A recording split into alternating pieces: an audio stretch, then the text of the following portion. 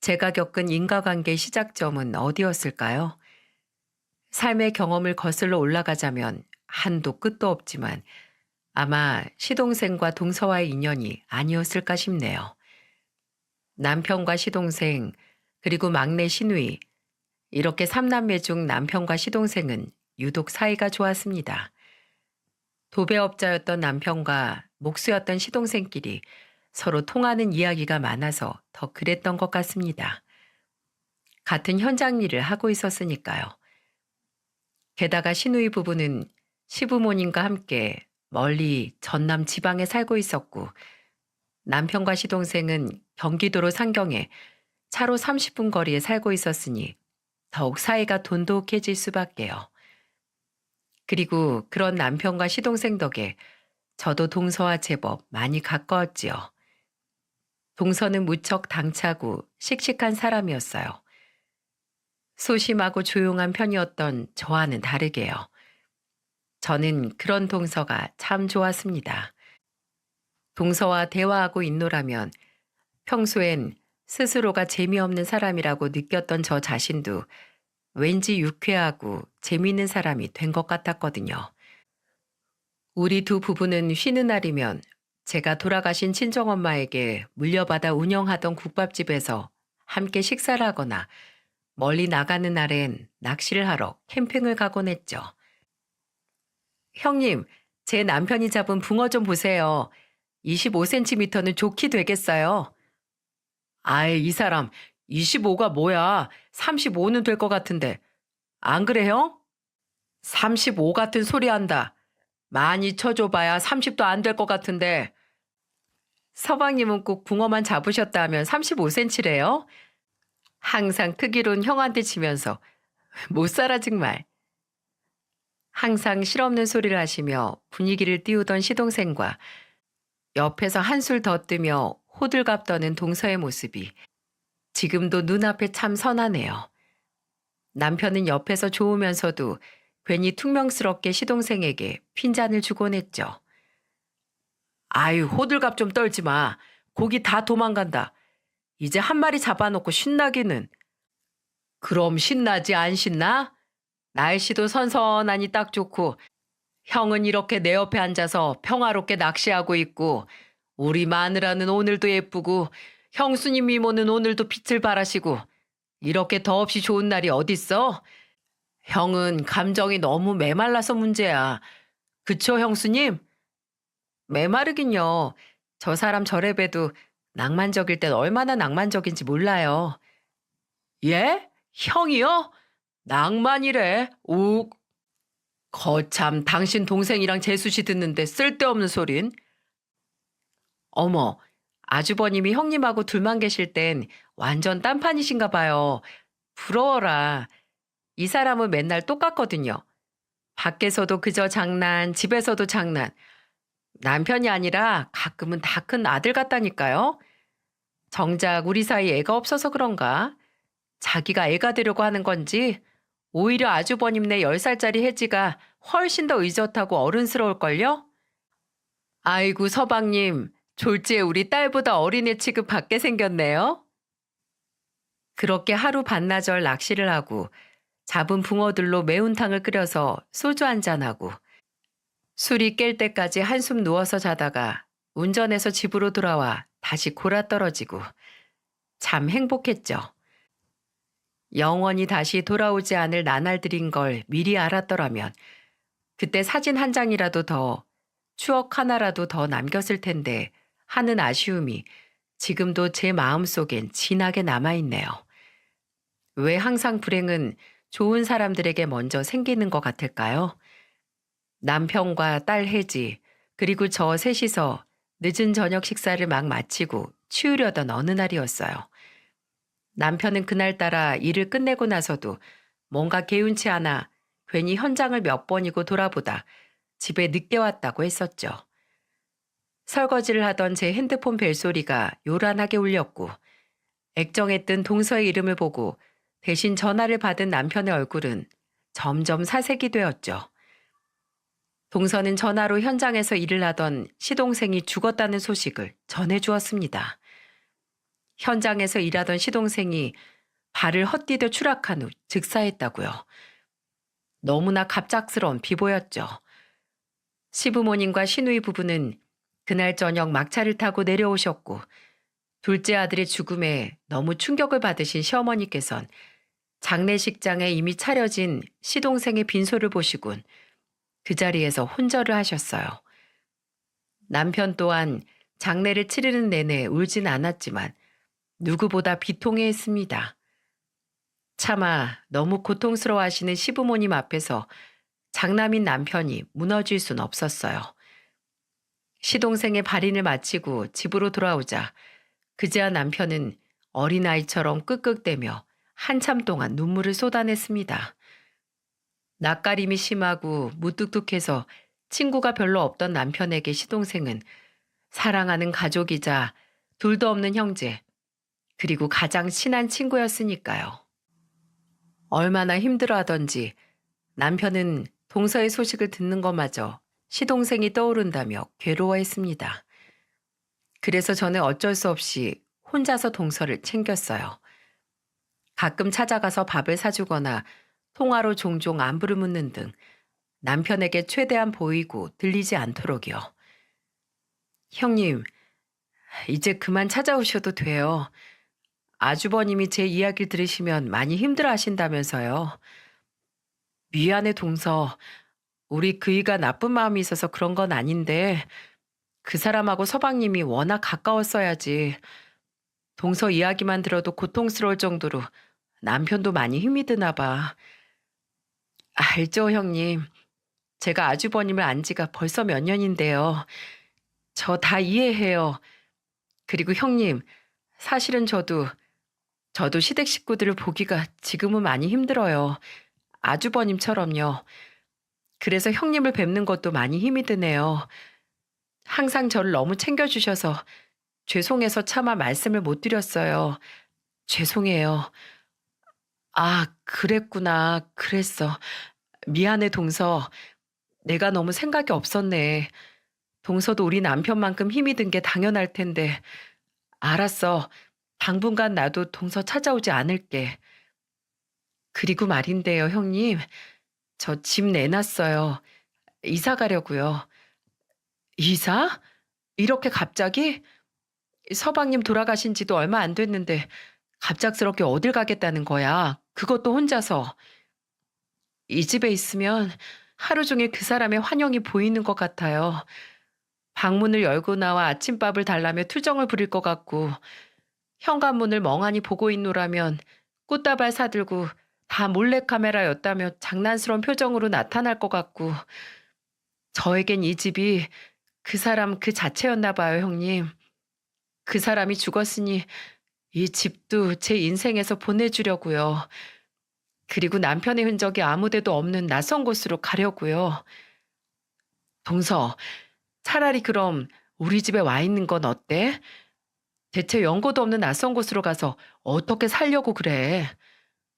아주버님 댁도 똑같이 제겐 고통스러울 거예요. 괜찮아요. 너무 걱정 안 하셔도 돼요. 저 아직 젊고 결혼 전에 옷장사를 했던 적도 있으니까 굶어 죽진 않겠죠. 저 도망가는 거예요, 형님. 그 사람 흔적들한테서요. 그러니까 그냥 응원하는 마음으로 보내주세요. 동서가 그렇게까지 말한다면야 내가 어떻게 잡겠어. 무슨 자격으로. 그럼 동서, 이거 하나만 약속해. 어딘지는 말 안 해줘도 괜찮으니까 가끔씩 나한테 문자로라도 안부 확인은 꼭 시켜주는 거야. 알았지? 어디서 숨은 잘 쉬고 살고 있는지는 알아야 나도 그나마 마음이 좀 놓이지. 알았지? 그렇게 약속 안 하면 나 진짜로 동서 못 보내. 알겠어요. 약속할게요. 자, 손가락 걸고 도장 꾹. 형님도 참, 우리가 무슨 애도 아니고요. 동서는 제 너스레에 힘없이 피식 웃더군요. 그렇게 얼마 후 동서는 언제 이사 갔는지도 모르게 조용히 떠났습니다. 그래도 시동생의 아내인데 남편도 그 정도 소식은 알아야 할 것 같아 남편에게 동서 이사 소식을 넌지시 전했죠. 남편은 조금 놀라는 것 같더니 이내 어디로 갔냐고 제게 묻지도 않고 그냥 알았다며 고개를 끄덕였습니다. 그 후 동서는 약속대로 가끔씩 자기는 잘 지내고 있으니 걱정하지 말라는 문자를 남겼어요.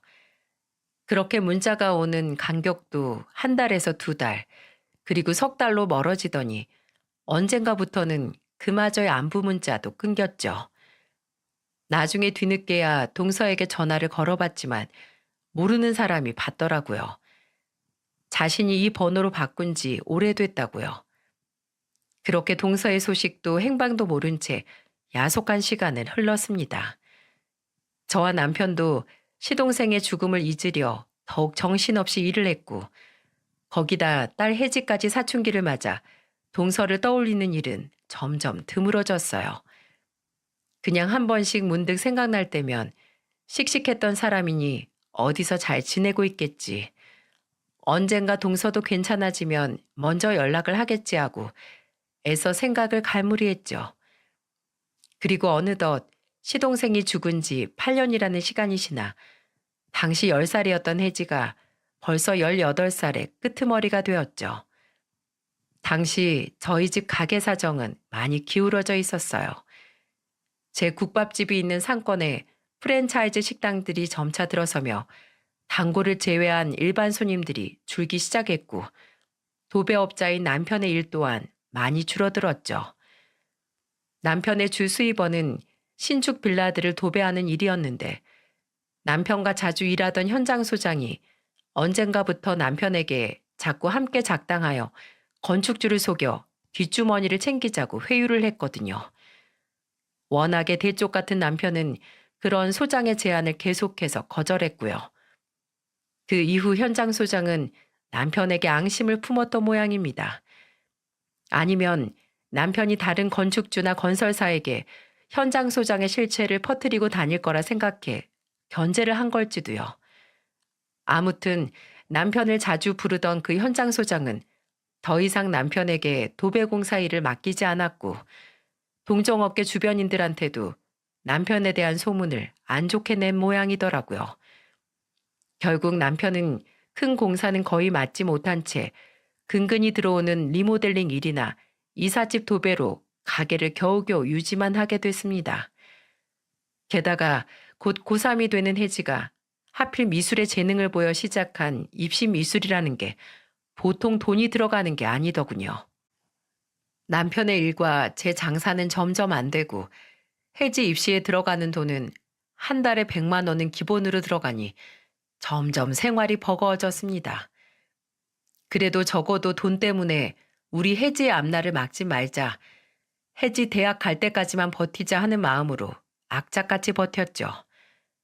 방 3개짜리 아파트에서 방 2개짜리 오래된 빌라로 이사를 하면서도요. 그러던 어느 날 유독 장대비가 쏟아지던 날이었어요. 가뜩이나 장사가 잘 안 되는데 비까지 그렇게 오니 저녁 시간인데도 손님 한 명 들어오지 않았죠. 미리 준비해 놓은 오늘치 재료들은 또 어쩌나 하고 걱정을 하던 와중 낡은 가게 미닫이 문이 드르륵 하고 열리더군요. 저는 어느 고마운 손님이 이 빗속을 뚫고 와주었나 싶어 환한 표정으로 손님을 맞이했습니다. 어찌나 비가 세차게 내렸던지 분명 우산을 쓰고 왔는데도 손님의 몸과 머리카락은 홀딱 젖어 있더라고요.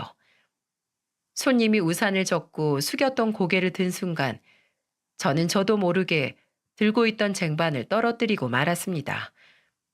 그 손님은 제가 무려 8년 동안 가슴에 묻고 살아온 떠오를 때마다 마음이 아려왔던 사람, 바로 사라졌던 동서였어요.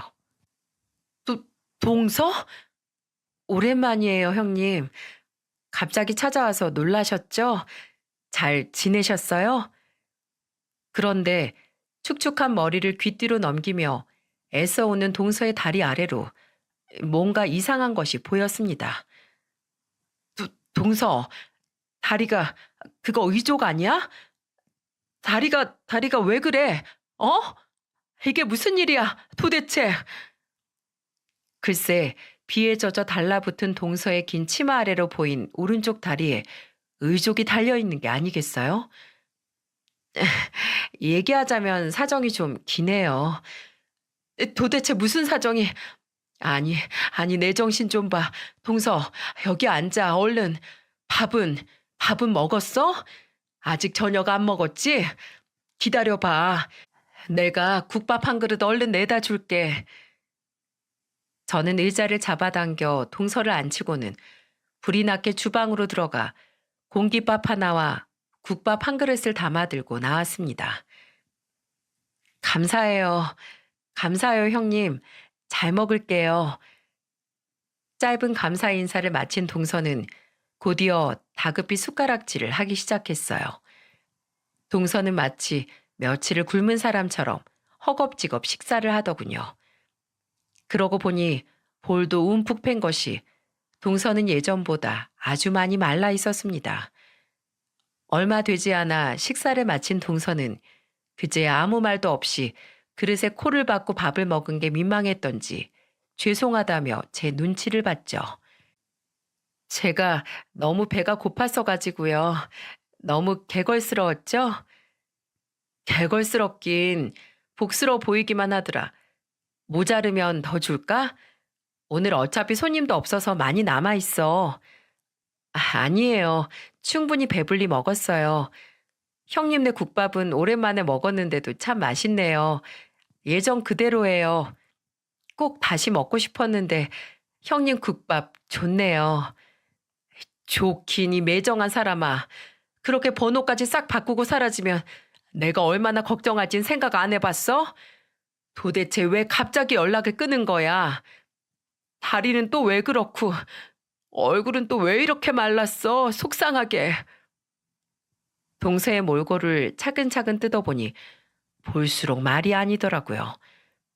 항상 자신만만하게 반짝이던 눈동자엔 총기가 사라져 있었고 뭐가 그리도 불안한지 겁먹은 표정으로 자꾸 등 뒤의 문을 흘끔거리는 게 정말 예전의 그 씩씩한 동서의 모습은 찾아볼 수가 없었죠. 저는 결국 너무 속상한 나머지 눈물을 내비치고 말았습니다. 동서는 왜 우시냐며 깜짝 놀라더니 이내 제게 미안한 표정을 짓더군요. 괜히 제가 이런 몰골로 찾아와서 형님 속만 상하게 했나 봐요. 죄송해요. 동선 아까부터 뭐가 그렇게 죄송해. 죄송하려면 마음대로 나한테 연락 끊는 거나 죄송해. 아까부터 내가 묻는 말엔 하나도 대답을 안 하고. 그러지 말고 나한테 얘기해봐. 연락을 끊었다가 이렇게 갑자기 찾아올 정도면 나한테 할 말이라도 있어서 왔을 거 아니야. 안 그래? 저의 최근에 동서는 잠시 머뭇거리더니 겨우 결심이 선 표정으로 입을 열더군요. 형님, 저 5천만 원만 어떻게 빌려주실 수 없을까요? 뭐? 갑자기 5천만 원을? 그 큰 돈은 갑자기 왜? 그게 사실은요. 그리고 듣기 시작한 동서의 사연은 정말이지 너무 비참했습니다. 사람 팔자가 드세려면 그렇게까지 드세질 수 있는지 듣는 제가 다 세상이 한탄스러워지더군요.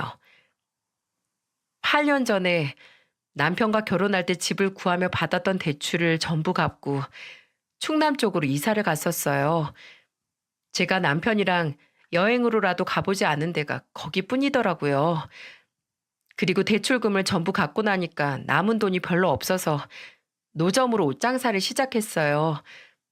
다행히 장사가 그럭저럭 돼서 한 3년을 돈을 모으니까 좁더라도 작은 매장을 차릴 보증금은 모을 수 있더라고요. 근데 그렇게 가게를 얻어 장사를 하고 살던 중에 교통사고를 당했어요. 그것도 뺑소니로요. 뺑소니? 그럼 다리는 그때 그렇게 된 거야? 가해자는 못 잡았고? 네. 가뜩이나 늦은 밤이었던 데다가 비까지 많이 와서 지나다니는 사람이 아예 없었어요. 목격자도 없고 하필 CCTV도 없던 곳이라 경찰이 열심히 수사냈는데 결국 못 잡았죠. 사고 이후 저는 꼬박 열흘 못 깨어났대요. 눈을 떠보니 골반뼈는 전부 으스러져서 억지로 끼워 맞춘 상태였고 오른쪽 무릎 아래로는 아예 절단이 되어 있었죠. 처음엔 정말 왜 이런 일이 나한테 일어났나 싶더라고요. 그땐 정말 살기 싫었어요. 남편을 잃은 지도 얼마 안 됐는데 다리 병신까지 됐으니까요. 가해자도 누군지 몰라 합의금을 받을 사람도 없었죠. 그렇게 입원해 있는 동안 병원비는 계속 쌓이고 장사는 못하고 가게 차릴 때 받은 대출도 있던 터라 다달이 대출 원금하고 이자도 내고 있었는데 장사를 못하고 있으니 가진 돈은 금세 바닥이 나더라고요. 그렇게 한 달, 두 달 대출금이 밀리니까 가뜩이나 낮았던 신용점수가 무섭게 곤두박질 치는데 정말 결국 1금융, 2금융권에서 대출은 전부 막혔고 그때 처음 사채에 손을 댔어요. 그랬으면 안 됐었는데 말이죠. 동서는 잠시 말을 멈추더니 애써 쓰게 웃었습니다. 마치 이야기를 꺼내니 그때의 기억들이 떠올라 애써 내리 누르려는 것처럼 말입니다. 사채라니. 차라리 나한테 연락을 하지. 그때 나를 찾아왔어야지, 동서. 생각 못하긴요. 아주버니가 형님 생각이 어찌나 났는지 몰라요. 근데 어떻게 그래요? 그렇게 저 혼자 힘들다고 훌쩍 떠나서 연락까지 끊고 살았는데 잘된 모습으로 나타나도 면목 없을 판에 어떻게 이런 초라한 모습으로 돈을 빌려달라고 제가 찾아올 수 있었겠어요? 몇 번을 고민했지만 차마 염치가 없어서 형님과 아주버님께 찾아오지 못했어요. 그리고 그때 제가 정말 아주버님과 형님께 연락을 하게 될까봐 아예 제 번호를 바꿔버린 거죠. 그래서 그때도 염치가 없어서 못 찾아온 날 지금 찾아온 이유가 뭔데, 동서? 그때 사채 빚을 아직도 다 못 갚은 거야? 아니요. 그때 빌린 사채 빚은 태어나자마자 살던 전셋집 빼서 전부 갚았어요. 저도 사채는 정말 무서웠거든요. 그 뒤로 전 4평짜리 좁은 가게에서 생활하기 시작했어요. 이렇다 할 정해진 영업시간도 없었고요. 그냥 하루에 4시간만 자고 눈을 뜨면 가게를 열었고 밥도 대충 가게에서 때웠어요. 그렇게 겨우겨우 은행 대출금들을 갚아나가는데 언젠가부터 서서히 장사가 잘 안 되기 시작하더라고요. 알고 보니까 제 가게에 대해 안 좋은 소문이 조금씩 퍼졌었대요. 옷가게인데도 주인이 지저분하게 잘 씻지도 않고 가게에서 쾌쾌한 냄새도 난다고요. 게다가 주인인 제가 장애인이니까 괜한 선입견 때문에 가게 이미지는 더 안 좋아졌었죠. 뭐? 장애인이면 뭐? 다 지저분하고 잘 씻지도 않을 거라는 무식한 선입견을 도대체 누가 가지고 있다는데? 근데 저 그 소문이 좀 억울하진 않았어요. 제가 다리가 불편한 것도 맞았고 가게 근처 공용 화장실에서 눈치를 보며 씻느라 잘 못 씻고 옷들도 잘 못 빨아입었던 것도 맞으니까요. 끼니도 계속 그 환기도 잘 안 되는 매장에서 해결했으니 꿉꿉한 냄새가 곳곳에 배었을 테죠. 뭐 아무튼 그래서 손님이 점점 떨어지니까 생활비랑 매장 월세도 점점 밀리기 시작하고 겨우 조금 갚았던 대출금들을 다시 받아야 할 처지가 되더라고요. 그런데 그 신용 점수라는 게 제가 대출금 상환을 몇 번 밀려서 그런지 쉽게 안 올라가지대요. 여전히 은행에선 대출을 받을 수 없었던 거죠. 그리고 그때 제가 겁도 없이 미친 짓을 해버린 거예요. 부끄럽지만 다시 사채에 손을 댔거든요.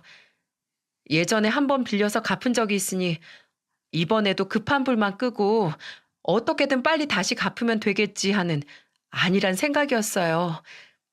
그런데 그땐 뺄 전셋집이라도 있고 잘 되는 내 가게라도 있었으니 금방 빚을 갚을 수 있었겠지만 상황이 달라졌잖아요. 저는 집도 없고 장사는 점점 더 안 되고 게다가 월세가 몇 번 밀리니까 가뜩이나 소문이 안 좋은 저를 탐탁지 않게 여기고 있던 건물 주인이 저더러 글쎄 나가라고 하더라고요. 주인이 나가라는데 뭘 어쩌겠어요. 그래서 결국 가게에서 쫓겨났죠. 아휴, 동서 얘기를 듣는 내 억장이 다 무너진다, 무너져. 서방님이 하늘에서 동서를 지켜보면서 나를 얼마나 원망했을까.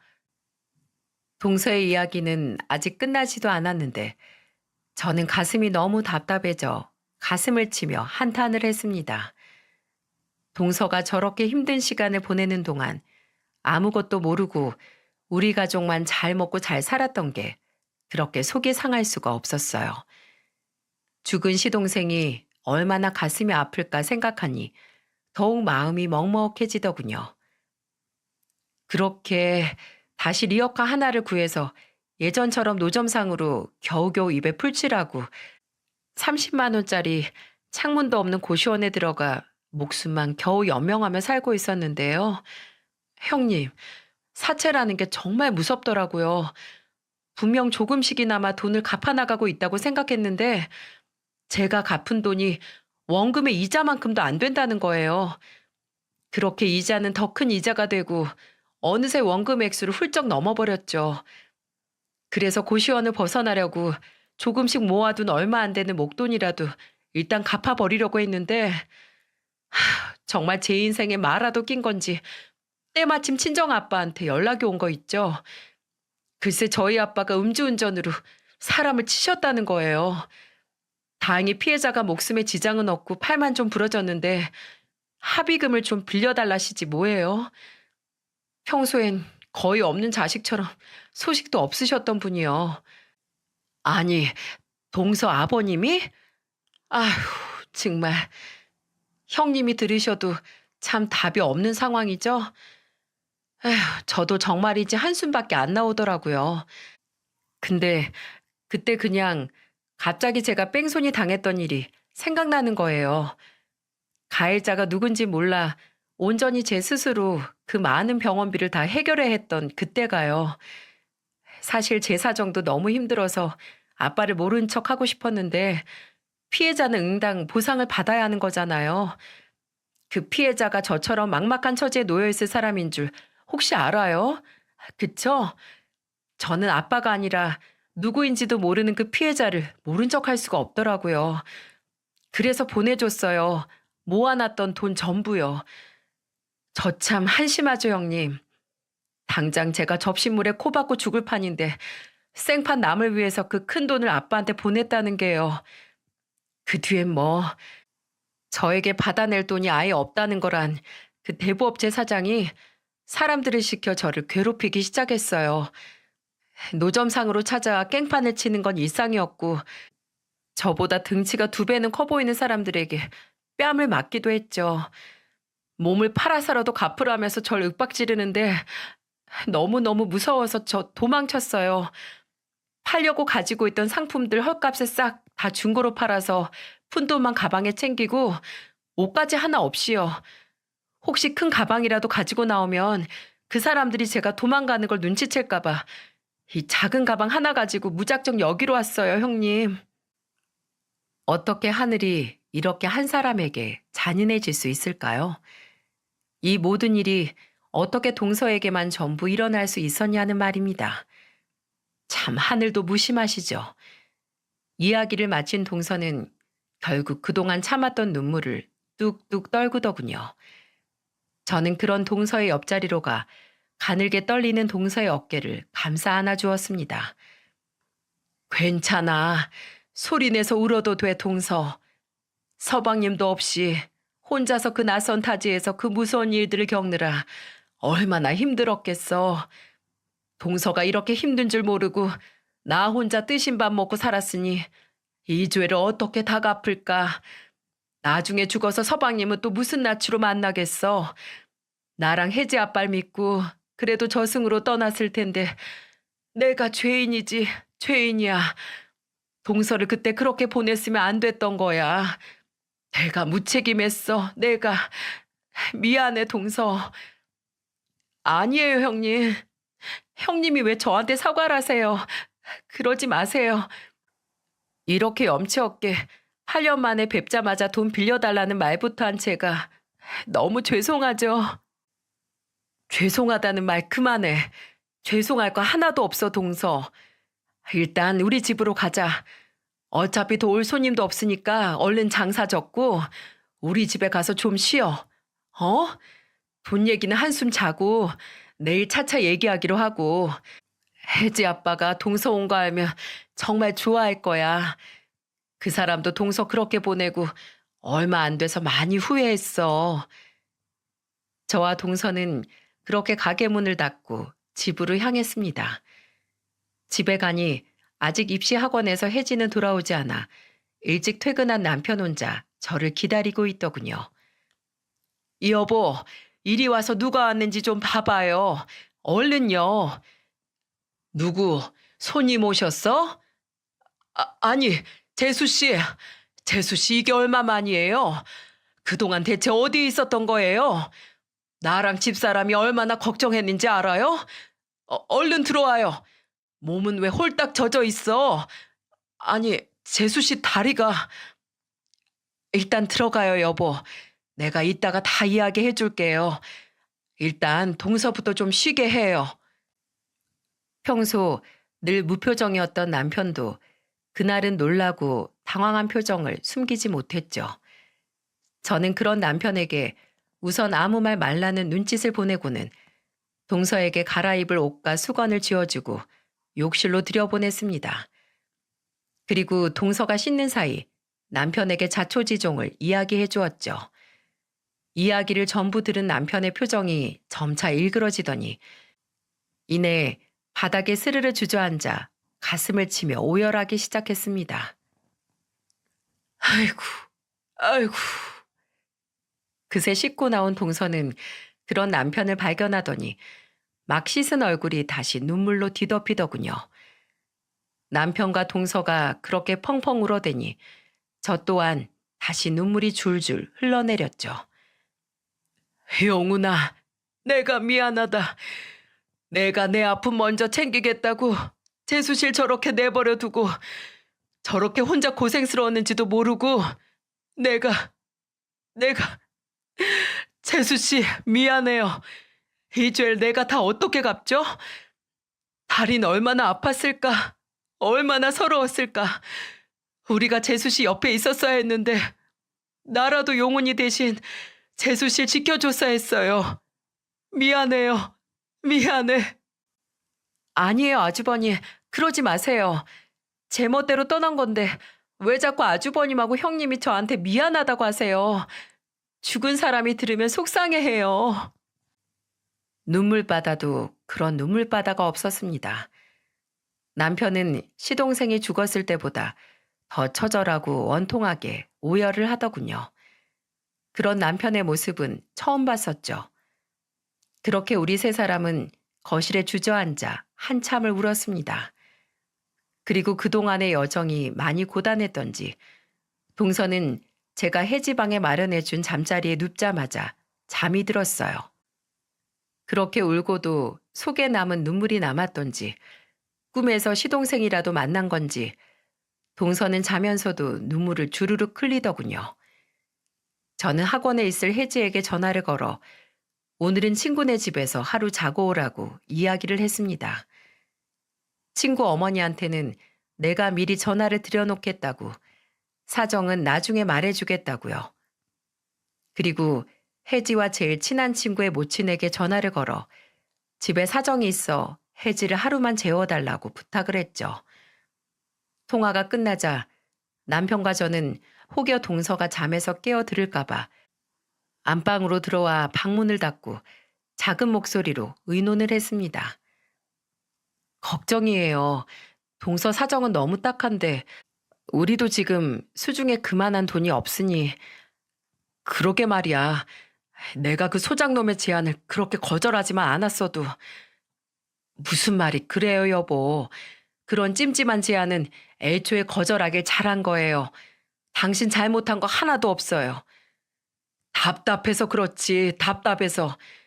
해지 학원비도 우리 사정에 만만치 않은데 5천만 원이라니. 그래서 말인데요, 여보. 우리 이 집을 담보로 동서한테 대출을 받아주면 안 될까요? 이 집을? 네, 물론 우리가 너무 무리하는 거라는 거 알아요. 근데 우리 동서 저대로 둘 수는 없잖아요. 우리가 손윗사람이 돼서 애초에 8년 전에 동서를 어떻게든 거뒀어야 했는데 그러지 못했잖아요. 돈은 있다가도 없는 거고 어쨌든 당신도 나도 적게나마 돈은 벌고 있고 나중에 정 어려우면 이 집 팔고 더 작은 집 전세로 가도 되고요. 네? 그렇게 해요, 우리.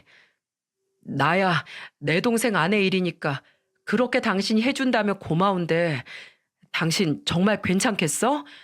한두 푼도 아니고 5천만 원이야. 재수 씨가 언제 돌려줄지도 알 수 없는 일이고 나도 집으로 오는 내내 고민 많이 하고 당신에게 얘기한 거예요. 그리고 동서가 저에게 남이에요. 나도 이 집 며느리고 동서 가족이에요. 고마워, 혜지 엄마. 내가 전생에 무슨 좋은 일을 해서 당신 같은 여자를 만났을까? 그런 말 오랜만에 들으니까 좋네요.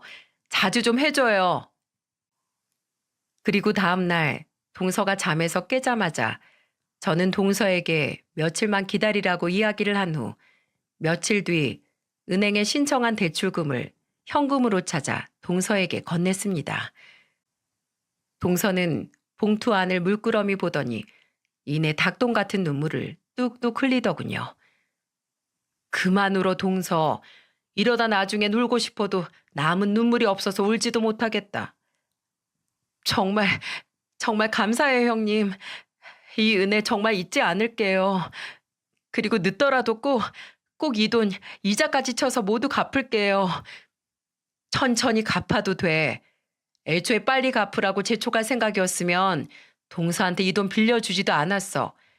이자는 동서가 이렇게 무기력하고 힘없는 모습 말고 다시 예전처럼 활발하고 씩씩한 모습으로 돌아와 주는 거, 그걸로 내가 받을게. 그러니까 이 돈 다 갚고 앞으로 사채 쪽엔 얼씬도 하지 말고 우리 같이 힘내서 사는 거야. 어? 네, 네, 형님.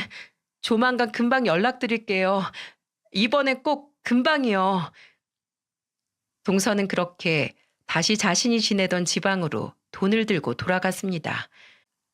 혼자 그 무서운 사람들에게 찾아갈 일이 걱정되어 남편이 퇴근할 때까지 기다렸다가 같이 가라고 그렇게 붙잡았건만 동서는 더 이상 폐를 끼칠 수는 없다며 절뚝절뚝 저희 집을 나섰죠.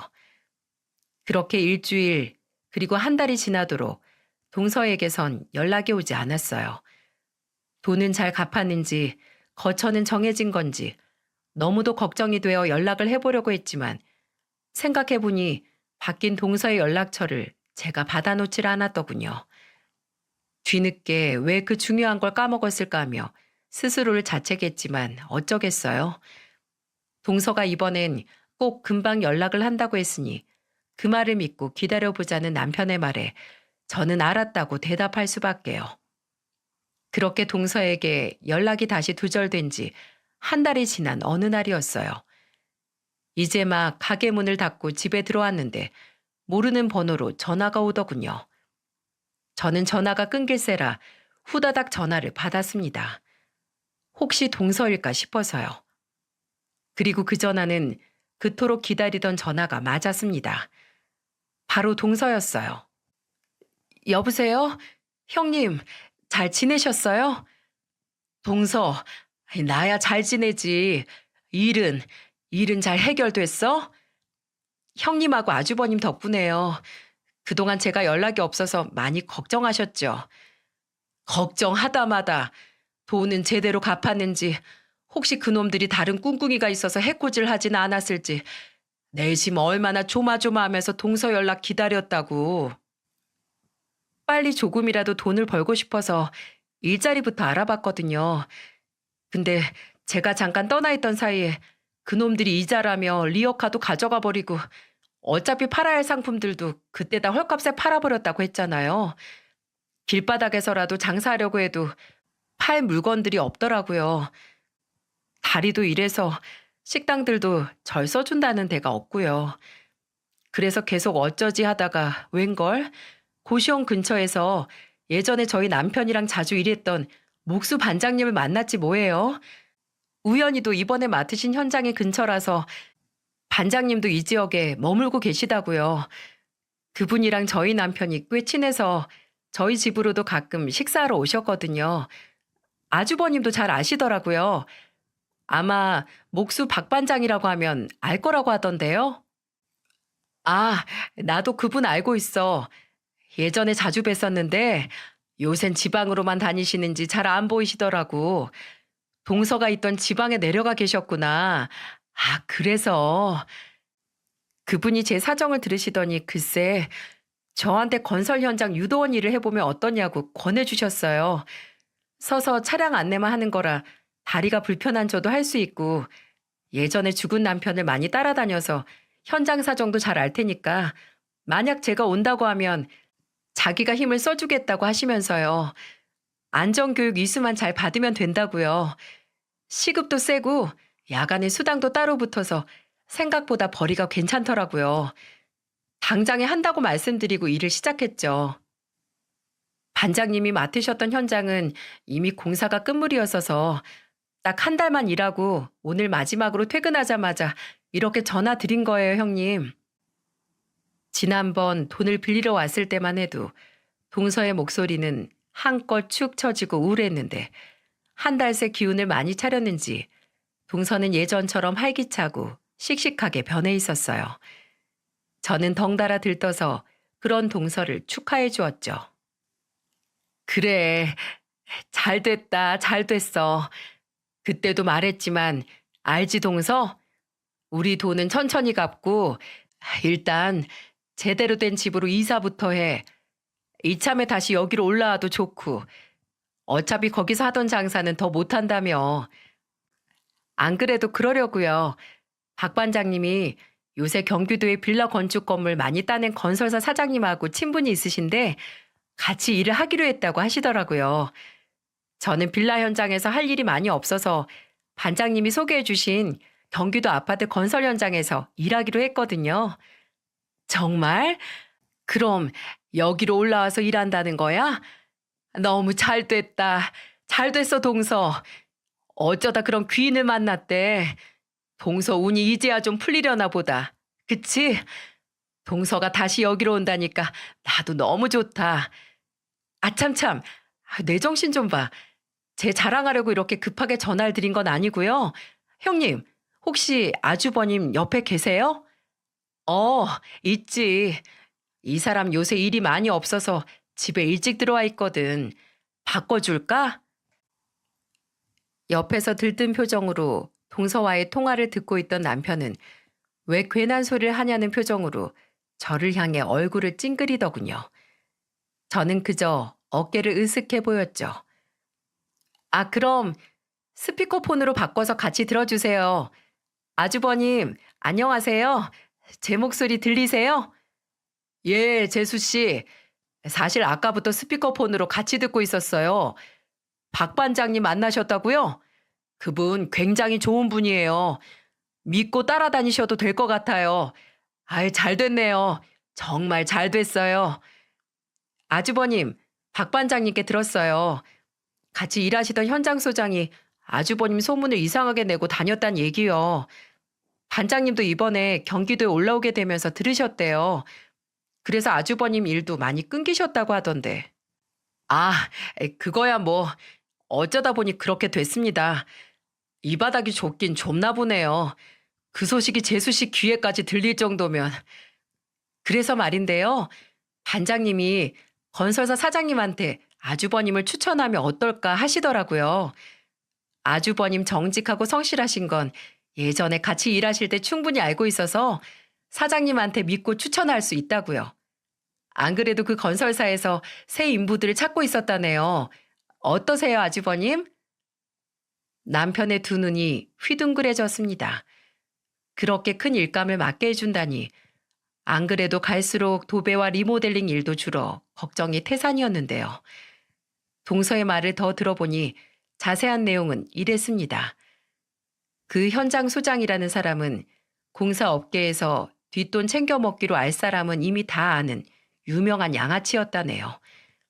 다들 그냥 쉬쉬하면서 소장과 같이 돈을 삥땅 치다가 이번에 건축주 한 명을 제대로 만나 아주 제대로 혼이 났다고 합니다. 그리고 그 건축주가 이참에 아예 인부들을 고용했던 건설사와의 계약을 해지해버렸다네요. 가만히 있다 똥물을 뒤집어 쓴 건설사는 그 현장 소장과 같이 돈을 빼돌린 인부들을 상대로 소송을 걸었고요. 워낙 일이 크게 벌어진 터라 업계에 스멀스멀 소문이 나서 그 현장 소장은 이쪽 지역에선 불러주는 데가 없어 지방으로 내려갔다고 합니다. 거기서도 큰 현장에선 써주질 않아 입에 풀칠하기조차 어려운 상황이라고 하더라고요. 참 꽃이죠? 그래서 대체된 건설사가 바로 박 반장님과 친분이 있던 사장님의 회사였던 겁니다. 하도 업계 상황이 흉흉한지라 사장님께선 반장님에게 믿을 만한 인부들을 추천해달라고 말씀하셨던 모양이에요. 해서 그 현장 소장의 소식과 함께 제 남편의 억울한 근황을 듣게 된 반장님이 남편의 연락처를 모르던 차에 마침 동서를 만나게 되어 먼저 남편에게 일을 함께 해보자고 제안을 하셨다는 내용이었죠. 고마워, 동서. 정말 고마워. 우리한텐 지금 이보다 더 좋은 소식이 없어. 고맙긴요. 이게 다 아주버님이 우직하게 일을 하셨으니까 주위 사람들이 알아서 찾아주시는 거죠. 저는 어쩌다 중간에서 다리만 살짝 나들이게 된 거고요. 그 다리가 없었으면 우리 남편이 아닌 다른 사람이 그 일을 맡게 됐을 수도 있지. 정말 어쩜 이렇게 감사한 일이. 제가 당장 빌린 돈을 다 갚을 수는 없지만 이렇게라도 조금씩 은혜를 갚을 수 있어서 너무 기뻐요, 형님. 저 내일쯤 경기도로 다시 올라갈 거거든요. 집 좀 알아보려고요. 우리 올라가서 마저 이야기 나눠요. 저도 이제 고시원에서 나가겠다고 총무한테 이야기도 해야 하고 슬슬 짐 정리도 미리 해놔야겠어요. 그렇게 얼마 뒤 동서는 정말로 저희 집 근처 월세방을 얻어 이사를 왔고 남편 또한 신축 빌라 건축 현장들을 여러 개 도맡아 아주 눈코 뜰 새 없이 바쁜 나날들을 보내게 되었습니다. 일이 줄어들고부터 기운이 많이 없던 남편은 요샌 신이 나는지 글쎄 하루에 몇 시간 못 자고 출근을 하면서도 콧노래를 흥얼거리는 거 있죠. 그리고 동서는 정말 우리 집안의 복덩이인지 남편뿐 아니라 제 국밥집에도 활기를 몰고 왔습니다. 동서가 일하는 아파트 건설 현장이 저희 가게에서 크게 멀지 않았거든요. 저희 집 국밥이 그렇게 맛있다고 인부들 사이에 얼마나 소문을 내놓았는지 사람들이 문을 열지도 않은 아침부터 식사가 가능하냐고 하도 물어대는 통에 결국 가게 오픈 시간을 2시간이나 일찍 당겨버렸지 뭐예요. 비록 몸은 좀 힘들긴 하지만 그만큼 줄어가는 빚과 늘어나는 벌이에 저도 요새 신이 나서 어쩔 줄 모르겠습니다. 아, 그리고 동서는 얼마 전 한 사이버 대학교에 건축가로 입학을 했습니다.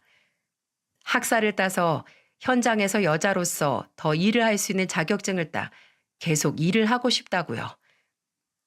예전에 남편이 일하는데 도시락 싸다 주러 자주 들락거릴 땐 마냥 험한 일들로만 보였는데 생각보다 직접 현장을 겪어보니 조금 위험하긴 해도 재밌더라고요. 제 적성에 꼭 맞는 것 같아요. 참 씩씩한 동서에게 잘 어울리는 선택이었다고 생각하는데 여러분도 그렇게 느끼셨나요? 다시 기운을 찾은 동서는 굉장히 주체적으로 자기 인생을 개척해 나가며 불편한 다리 따윈 아랑곳하지 않고 당차게 삶을 걸어가고 있습니다. 아, 그리고 마지막으로 제 딸 혜지가 그렇게 열심히 노력하더니 결국 얼마 전 원했던 대학에 합격을 했어요. 실기 전형 결과를 남편과 저 그리고 동서까지 다 같이 모여서 확인할 땐 정말 어찌나 떨리던지요. 합격이라는 두 글자를 보고 저랑 동서는 서로 부둥켜 안았습니다.